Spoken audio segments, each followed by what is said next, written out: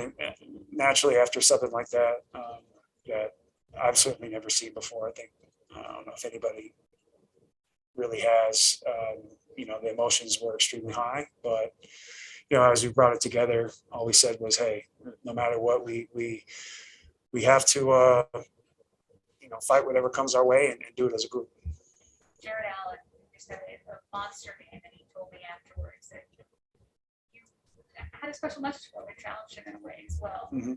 What can you say about the performance that he had? I've been challenging Jay all year, but he's already highly motivated. He's somebody that has been consistent for us every single year, every single game. He brings it every single night. Plays hard. Of our entire group, Jay was right there at the top, if not the top, of the guy that worked so damn hard this offseason.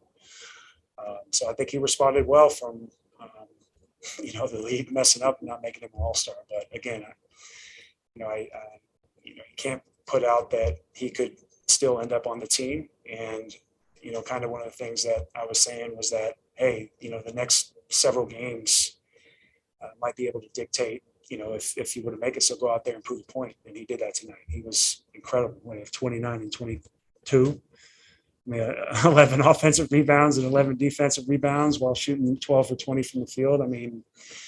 That's a way to respond. And he was special tonight. I had a few choice words afterwards to tell him he's a effing all-star, but said it to him a couple times. But, he responded, and, Jay has just been so steady for us the whole year. Karis, you've been doing this a long time. You ever get nervous on free throw like that? The crowd's probably as loud as it's been in here in a long time for those free throws. Nervous at all? I know they call me grandpa around here, but still, it's one of those things that I thought it was uncle, now it's grandpa, but those are the things that you dream about when you're young. I just put myself in that type of a mindset, and I have the trust of the teammates and of my teammates. And, our free throws have been a little bit of our Achilles heel the last maybe 2 weeks, maybe slightly less, slightly more, but I just want to knock them down and, give ourselves to make a play at the end of the game on defense and just get out of here alive with a win. Chris Fedor, Cleveland.com again. Hey.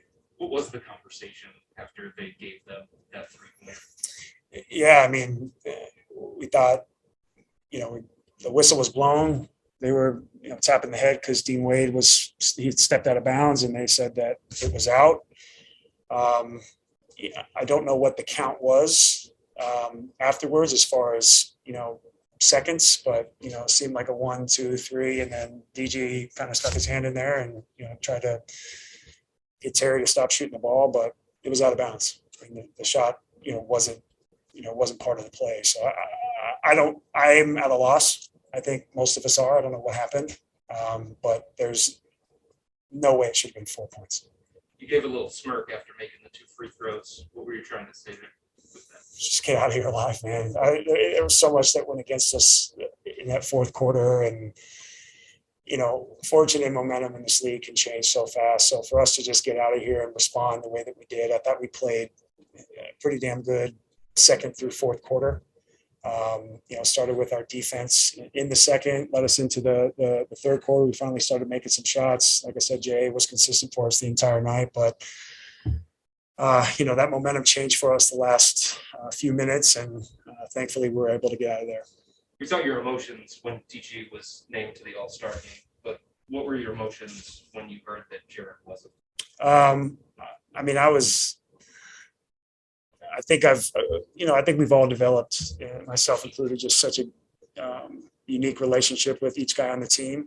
And each one is different, but, you end up really caring for these guys. And Jay I've always said, since he's been here, he's been so steady for us, but yet he's one of those guys that, we weren't exactly competing for, playoff spot last year. And yet every time that we lost, he came in and was upset. And I looked over at that. I said, that's a guy that I want to compete with every single night. And like I said, he worked so hard in the offseason to get himself where he was. We all kept in touch, and he just continued to keep his head down and worked. And he got a big contract he's proved that he, might be underpaid, and he's an all-star. There's no doubt in my mind. So when we all sat there, we heard DG. I think he was the second of the reserves to be named, and to not hear JA's name, I mean, I was gutted for him. It kind of, blew my high last night. I mean, I got to, how it worked out. I ended up sitting next to DG, which was, amazing in itself, because I've seen, I've been right next to him, working with JJ Outlaw and seeing his progression and his rise to the challenge. But for JA, I was definitely gutted, because I thought he was more than deserving. Thank you. Closer to the athletic, Kevin and Bill, that you guys have talked a lot about like Jarrett's style of leadership. There's a lot of showing and a ton of words. Yeah. But I guess this performance, how does that show just even a sense of leadership in and of itself of just what he's able to do? Yeah, I mean, he rises to the occasion, and he's somebody that, I mean, he doesn't ask for much. He doesn't need much. He just goes out there and competes. He plays extremely hard. He never takes a night off. And I think,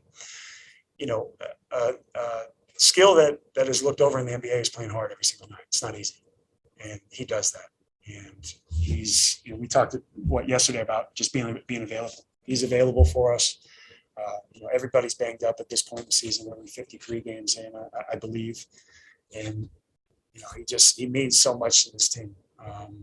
Him and DG means so much to this team. So that kind of quiet confidence and quiet leadership. He talks a little bit more than Evan, but between Evan and him, it's just that calm, confident, quiet demeanor about them that is a different style of leadership. But I think leadership has a number of faces. Joe G. Joe G. Kevin, Brandon Goodwin got in kind of a tough position, backing up an all-star point guard, and he had some huge shots tonight, and really he's been good in the 3 games he's had to play. What are your thoughts on just how good he's been?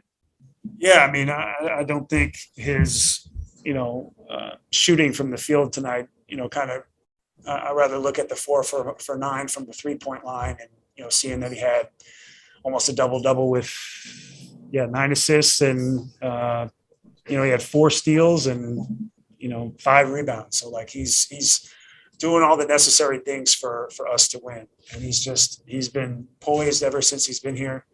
And, it's not easy to do going out there, not knowing how many minutes you're going to get, not knowing, who you're going to be thrown out there with, but he's been a consummate pro and somebody that has fit in right away with us. Thank you. Ashley Bastock, Cleveland.com. Kevin, in that second half, when did you know you were going to be that hot from beyond the arc there? How early were you feeling it? At halftime, because JB got on me. He said, why you keep pump faking? I said, you're right. I kind of laughed at it. He said, no more pump faking. So that's why we had that embrace after I hit 2 to start the half. And, my confidence is always there. I mean, I was 1 for 7 last game, but, probably 6 of them felt great. And didn't rush, felt good. But, tonight, I think in the first half, I just kept, kind of sidestepping, might have been a little bit off balance, might have rushed a shot. But, I think just flowing into shooting the ball and shooting it with confidence is something that, I've done this entire season and know that, it's always going to average out kind of, how I'm shooting the basketball. And I thought tonight in that second half, I just, caught a little bit of a rhythm, and a few more were, right there for us, but, hit them when we needed them. And as you've had to, adjust to this new role this year coming off the bench, like how have you, I guess, like had to adjust in that regard with looking for your shot and finding that rhythm, because it's obviously different from when you're starting? Yeah, I know. I think it's also different depending on personnel who's out there, whether it been Ricky earlier in the season or DG, just finding my spots and finding my shots. But, JB wants me to shoot the ball and wants me to shoot it with confidence. So, I feel confident that I can, go out there and help the team score the ball and space the floor for others to make plays. Guys, let's go one question and maybe one follow-up moving forward. We got to get out of here. Y'all know what's happening in Ohio, so we want to get home tonight. Mark. Marla right now, our Akron Beacon Journal. Yeah, Kevin, what does it say about the maturity of this team that you guys were able to hold it together in the final 5 minutes? I mean, you've seen where you guys, how far you've come.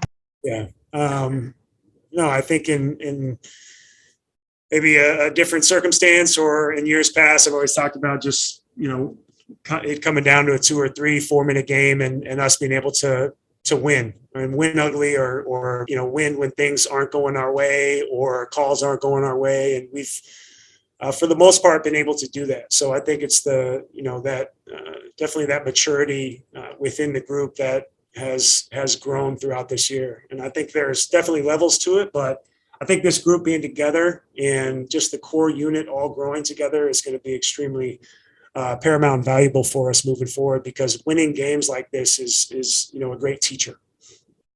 Thank you.